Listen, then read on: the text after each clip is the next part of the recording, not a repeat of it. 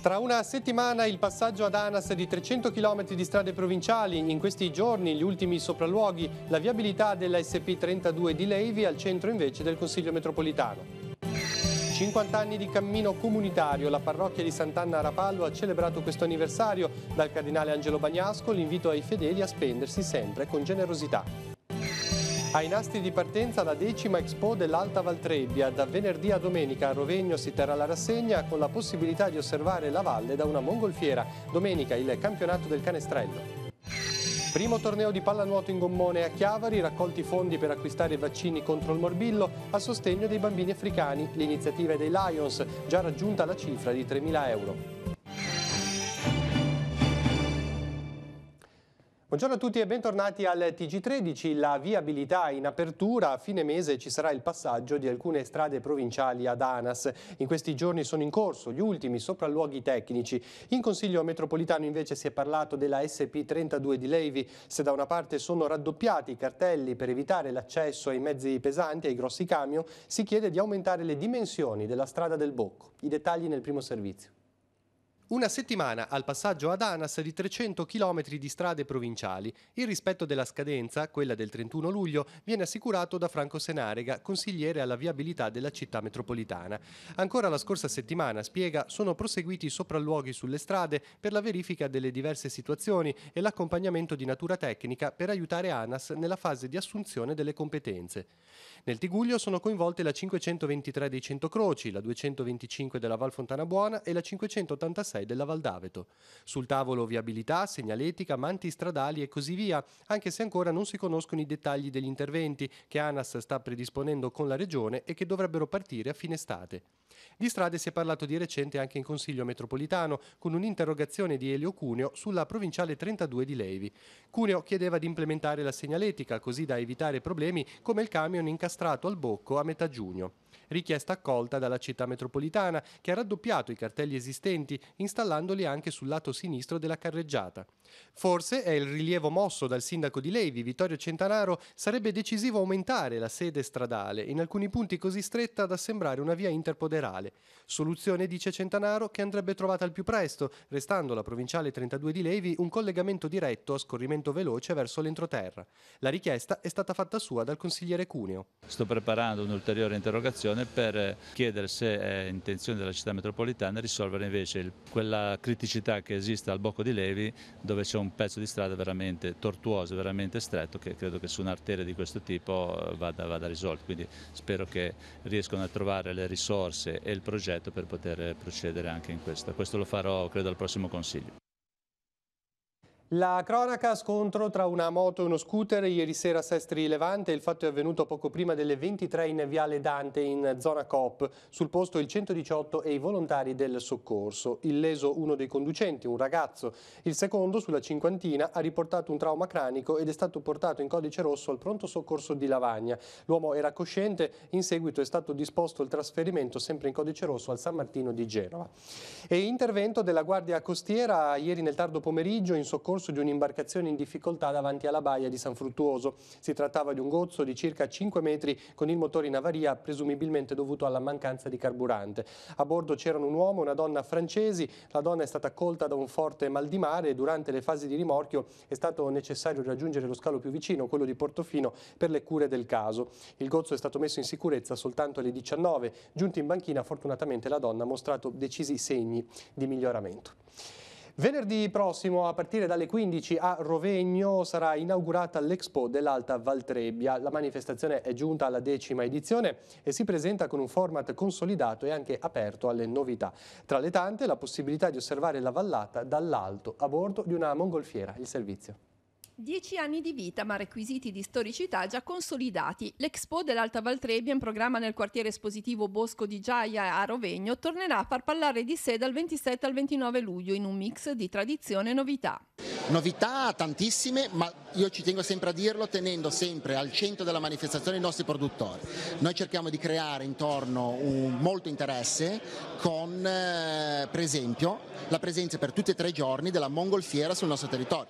Si potrà visitare, potrà vedere la Valtrebbia, il nostro fiume, dall'alto a bordo di questa mongolfiera con volo vincolato dalle 17 alle 20 tutti i giorni.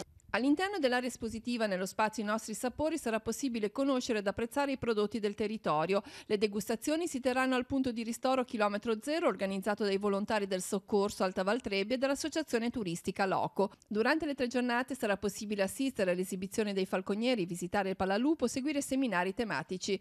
Tanti gli ingredienti per una manifestazione inserita dalla Regione Liguria tra i 5 expo storici. Expo Valtrebbia è stato riconosciuto come uno dei 5 expo storici della Regione Liguria, quindi questo ad attestare questa grande capacità di fare sintesi, di fare squadra del territorio, ma anche una grande capacità di mettere in mostra tutto quello che di bello e buono abbiamo in quelle valli. Come dicevo prima, la Valtrebbia è stata definita da Hemingway la valle più bella del mondo, noi ci crediamo che sia molto bella e stanno lavorando molto bene. So che quest'anno questa edizione appunto è giunta alla 10ª, quindi questo sicuramente è un segnale incoraggiante di un percorso virtuoso che va nel senso giusto. Avrà delle novità, come ad esempio il campionato del canestrello, al quale vorrò sicuramente partecipare. La domenica al campionato mondiale del canestrello ligure, dove produttori della Liguria, sia aziende che privati, si possono cimentare in questo campionato, che servirà non è una gara competitiva o nulla di che, ma vogliamo far parlare del nostro canestrello tradizionale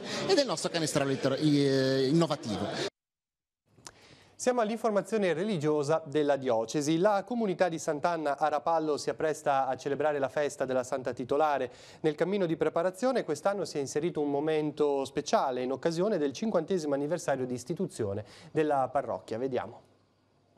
Una grande festa di famiglia che ha valicato i confini territoriali della parrocchia, raggiungendo le case di molti anche attraverso la diretta televisiva di Rai 1. Il 50° anniversario della parrocchia di Sant'Anna a Rapallo ha richiamato molti fedeli che in un clima di preghiera e raccoglimento hanno animato la Santa Messa domenicale presieduta dal cardinale Angelo Bagnasco, il quale ha espresso il proprio compiacimento nel vedere una comunità così attiva e partecipe. È una grande festa, complimenti al parroco e a tutta la comunità. Ancora una volta si vede come la Chiesa non solamente presiede il popolo cristiano con i propri pastori, ma anche in qualche modo presidia il territorio, come in questo caso, da una situazione logistica un po' degradata per motivi storici di un tempo, è diventato un bellissimo luogo di preghiera, di umanità, di fede, di aggregazione. L'arcivescovo di Genova ha invitato i parrocchiani a spendersi con generosità, mettendo al centro delle proprie domeniche l'Eucaristia.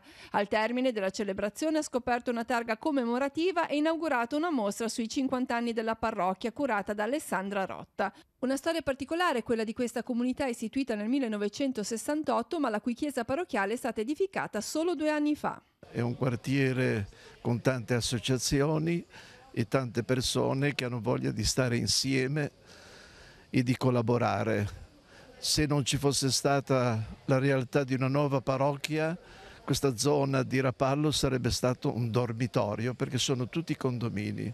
Ecco, la grande opera della nuova parrocchia è stata quella di aggregare attorno a dei valori che tutti condividiamo, che sono quelli cristiani della comunità ecclesiale. Il momento di festa è stato frutto di un percorso caratterizzato da momenti di memoria e di formazione. Nei tempi forti c'è stata una riflessione su cosa significhi essere comunità cristiana e quindi guardando anche con memoria grata a questi 50 anni attraverso alcune foto, alcune immagini e alcuni racconti che sono stati proprio tratti dalla vita della gente di questa parrocchia e che sono stati riproposti durante il tempo della Quaresima. E poi c'è stato un aspetto anche di vita fraterna con un pellegrinaggio parrocchiale a Milano, dove c'è una chiesa che conserva le tele che raccontano la storia e la vita di Sant'Anna. Vediamo alcuni appuntamenti relativi alla festa. Domani vigilia, al termine della celebrazione del pomeriggio, ci sarà l'offerta dei fiori a Sant'Anna da parte dei bambini. Giovedì 26 luglio, memoria liturgica di Sant'Anna, alle 17:30 sarà presente il Vescovo, Monsignor Alberto Tanasini, che presiederà l'Eucaristia. Al termine della messa sarà benedetto il Sagrato, che avrà come denominazione toponomastica Piazzale Sant'Anna. Alle 21 si snoderà dall'antica chiesetta la processione che sarà presieduta da Monsignor Alberto Maria Careggio, Vescovo emerito di Ventimiglia a Sanremo. Il circolo Amici di Sant'Anna dal 27 al 29 luglio si prodigherà poi per 3 serate di festeggiamenti nella zona di via Trescalini. La conclusione domenica con la presenza del vescovo di Savona Noli, Monsignor Calogero Marini, che presiederà la messa alle ore 11.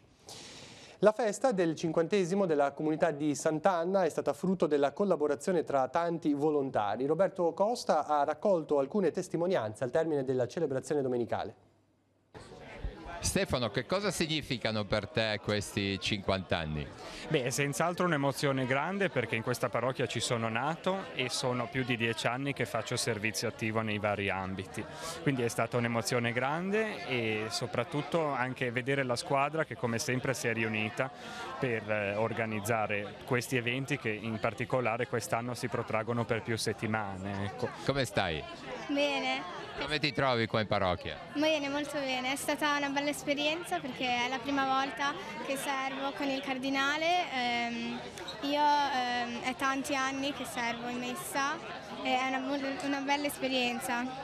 Eri un po' emozionata questa mattina o no? Sì, molto. Però è andato tutto bene? Sì, sì.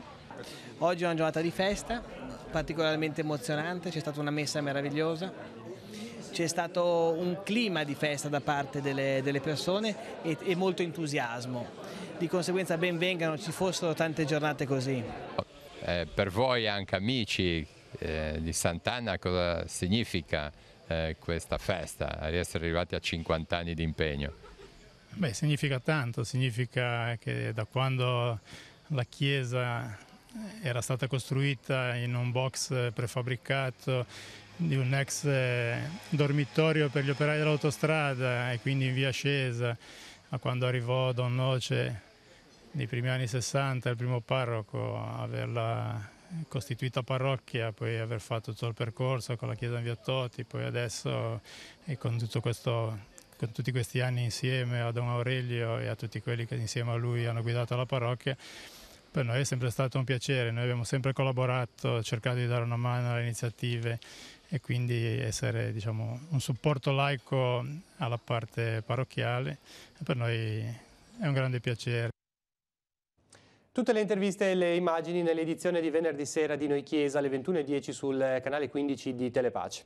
L'Unione Italiana Ciechi e Ipovedenti del Territorio propone l'iniziativa La prevenzione non va in vacanza. È in programma sabato 28 luglio a partire da mezzogiorno ai Bagni Gianni di Chiavari. Nell'occasione, grazie all'ortotista Fabio Licata, sarà possibile misurare gratuitamente la pressione oculare in un contesto di relax, come prevede la stagione estiva.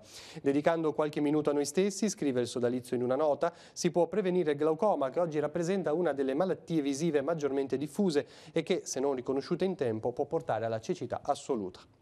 Ora la rassegna stampa, vediamo i titoli dei quotidiani in edicola quest'oggi, poi ci ritroviamo con le ultime notizie e gli altri servizi. Avvenire titola meno navi più morti, a metà luglio già raddoppiate le vittime dei naufragi, porti riaperti solo ai mezzi militari della missione dell'Unione Europea, l'allarme sugli annegamenti, Open Arms denunciata solo la Libia, direttiva del Viminale cambia i servizi per richiedenti asilo e a Damasco il nuovo sogno di normalità, reportage la lenta ripresa passa dall'autostrada di Assad, FCA sbanda ma poi tiene, ora il nodo investimenti, il dopo Marchionne, cali i contenuti in borsa, si dimette Altavilla, Trump telefono per rammaricarsi delle condizioni di salute di Marchionne. Magistratura e politica, Mattarella striglia le Camere, CSM dimenticate le donne e poi Trump contro Khamenei, conti segreti e minacce, sale la tensione tra gli Stati Uniti e l'Iran. All'interno di Avvenire, più morti per strada e di allarme pedoni, su 10 vittime 2 vengono investite, sotto accusa distrazione alta velocità, nel 2017 sono state 3.378 decessi, l'Istat ci retrocede al 18° posto in Europa, i più a rischio sono i ventenni e gli anziani, calano i decessi tra i ciclisti, il ministro Toninelli lancia il pacchetto sicurezza. E siamo sul secolo XIX che titola Carige, si muove la procura, l'ipotesi è quella di abuso di mercato, acquisiti i verbali dei consigli di amministrazione, la banca massima collaborazione con le autorità, sopralluogo della finanza a Genova. Autostrade torna il tutor, treni, altri tagli per lavoro, nella linea ferroviaria Genova-La Spezia i pendolari scendono in campo. E poi c'è la foto di Jennifer Aniston in un momento di pausa a Portofino. Hollywood porta un mini tesoro alla Liguria, ma nel film la traveste da costa spagnola. La studentessa mamma si prende la rivincita sull'esame di maturità. Andiamo a vedere nelle pagine interne del Levante. Chiara si diploma alle serali con 100 dopo essere diventata moglie e mamma. 10 anni fa aveva abbandonato la maturità appena fatta la prima prova. A Rapallo il marito Matteo dice lei è un esempio e la vediamo con marito e figlio e appunto il suo nuovo diploma. Sempre dal secolo XIX a Sestri Levante, Movida, i controlli congiunti frenano gli eccessi, c'è più sicurezza, la polizia locale la situazione è migliorata in modo sostanziale, il comune sta lavorando ad una nuova ordinanza sulla circolazione e il trasporto di alcolici.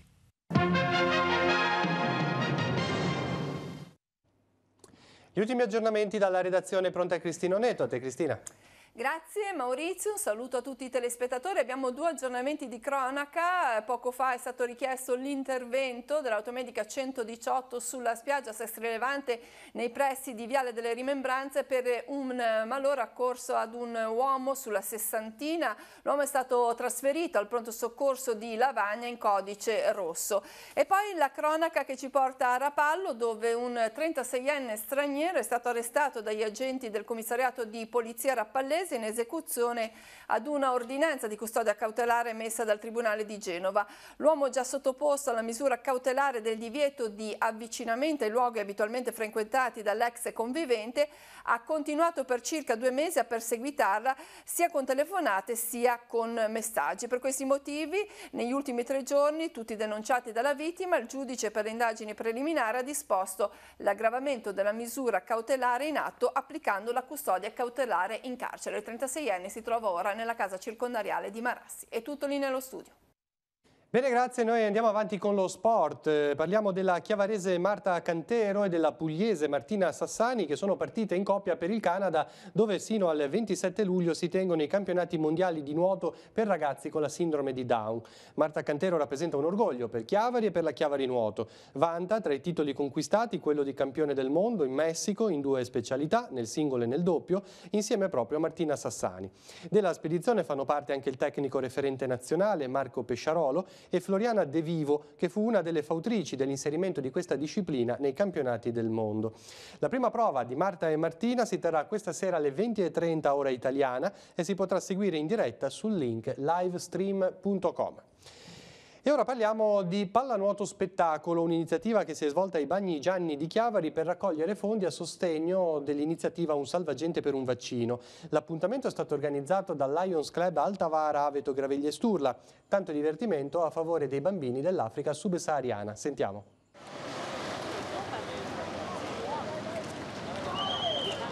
Divertimento e solidarietà hanno caratterizzato il primo torneo di pallanuoto in gommone, teatro della manifestazione ai Bagni Gianni di Chiavari, che hanno messo a disposizione il proprio campo di beach waterpolo. I temerari che si sono gettati in acqua hanno sperimentato la difficoltà di giocare incastrati in un enorme salvagente che ha limitato i movimenti e le azioni, rendendo il tutto divertente sia per i giocatori sia per il pubblico. Più significativo naturalmente il fine benefico dell'iniziativa, sostenuta dal Lions Club Altavara, Aveto, Graveglie e Sturla. Lo scopo del torneo è quello di raccogliere fondi a favore di un'iniziativa per la lotta contro il morbillo. Noi finanziamo una fondazione la quale ha lo scopo di vaccinare almeno 400 milioni di bambini dell'Africa subsahariana. Il titolo è One Shot, $1. Ogni dollaro raccolto garantisce un bambino vaccinato. Abbiamo già raccolto 3.000 euro. Quindi sono più di 3.000 bambini che hanno potuto essere vaccinati e si spera quindi salvati. Il torneo ha visto la partecipazione di 4 squadre, a vincere l'Atletico ma non troppo, formazione composta da Alberto Castagnola, Alessandro Surace, Pietro Vaccarezza, Nicola Schiaffino e Davide Gonfiantini. L'idea è di replicare l'iniziativa il prossimo anno. Per far vedere un po' com'è la pallanuoto e si gioca tutti senza essere dei grossi sportivi, via. Si gioca al bambino, la bambina, noi anziani e via. Rimaniamo in tema di solidarietà perché grazie al progetto Polio Plus il Rotary International ha contribuito a debellare il virus della polio che nel 1988 contava 350.000 vittime in 125 paesi del mondo e che nello scorso anno ha colpito soltanto 28 individui, 10 nel 2018. A dirlo i vertici del Rotary dopo la visita che si è svolta a Chiavari da parte del governatore distrettuale Gian Michele Gancia, uno dei momenti più importanti per un club Rotary nel corso dell'anno rotariano. Durante la sua visita Gancia ha illustrato ai soci del club chiavarese i progetti e gli obiettivi a livello distrettuale ed internazionale. Tra questi l'impegno del distretto Liguria e Basso Piemonte sul progetto spreco alimentare e la sensibilizzazione sul tema dell'inquinamento marino. È tutto per questa edizione del nostro telegiornale, ci ritroviamo alle 19:15 con Tiguglio Oggi. Grazie per averci seguito, buon proseguimento di giornata.